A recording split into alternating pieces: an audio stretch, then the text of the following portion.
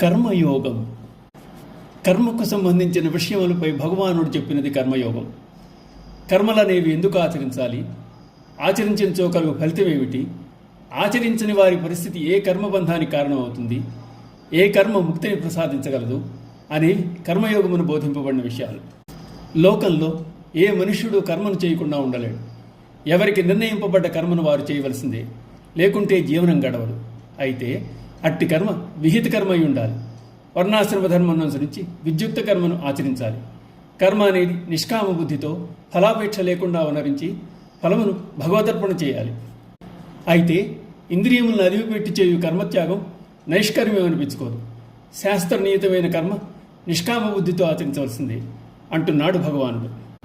సాంఖ్యయోగమునందు శ్రీకృష్ణుడు నిష్కామ కర్మను ప్రశంసించిన తన బోధనలలో జ్ఞానానికి ప్రాముఖ్యత ఇవ్వడం వలన అర్జునుడు కర్మ కంటే జ్ఞానమే అధికమన్నది భగవాన్ నిర్ణయమని భావించి, మరి తనను యుద్ధమునికి ఎందుకు సన్నద్ధుని చేస్తున్నాడో తెలియక భగవానుతో, అటువంటప్పుడు తనను యుద్ధము అని కర్మను సలుపుటకు ఎందుకు ప్రోత్సహిస్తున్నావు అని ప్రశ్నించాడు. అర్జున ఉవాచ జాయసీ చేత్ కర్మణః తే మతా బుద్ధిర్జనార్దన తత్కిం కర్మణి ఘోరే మాం నియోజయసి కేశవా.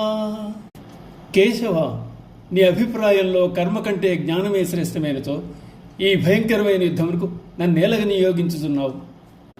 భగవానుడు ఒకవైపు కర్మలను చేయము, వాటి ఎందే నీకు అధికారం కలదు, కర్మలను మానరాదు, లే అర్జున యుద్ధము చేయము అని చెప్తూనే కర్మ కన్నా బుద్ధి అనగా జ్ఞానం అధికమనే అభిప్రాయాన్ని వెల్లడించాడు. పరమాత్మ వాక్యములు అర్జునులకు పరస్పర విరుద్ధంగా అనిపించి భగవాన్ని తన సందేహం తీర్చమని ప్రార్థిస్తున్నాడు.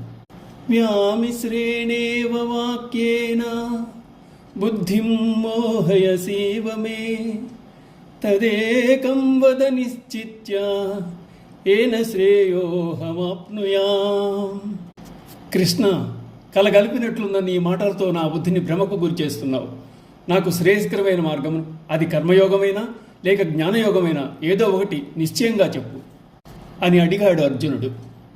వాస్తవానికి కృష్ణ పరమాత్మ అర్జునుడు కలవరపరిచే లేక సందేహము కలిగించే విషయములు చెప్పలేదు. అయినా భగవాన్ని వచనముల ఆంతర్యమును గ్రహించలేని అర్జునుడు తన అజ్ఞానమును భగవానుకు విన్నవించి తనకు శ్రేయస్సు కలుగు మార్గం తెలుపమని ప్రార్థిస్తున్నాడు. ఓం నమో భగవతే వాసుదేవాయ.